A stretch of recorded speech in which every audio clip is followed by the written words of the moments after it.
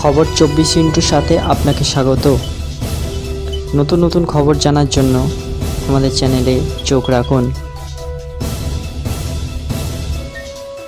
বসিরহাটের সীমান্ত এলাকায় গুলি করে খুন, বাড়ি থেকে ডেকে নিয়ে গিয়ে খুন করা হলো এক ব্যক্তিকে।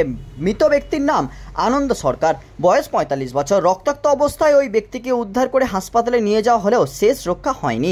ঘটনাটি ঘটেছে বসিরহাটে। ঘটনাটিকে কেন্দ্র করে ব্যাপক চাঞ্চল্য ছড়িয়েছে এলাকায়। জানা যাচ্ছে বসিরহাট থানার ইটিন্ডা পানিতর গ্রাম পঞ্চায়েতের নাকুয়াদহ এলাকার সোমবার এই ঘটনাটি ঘটে।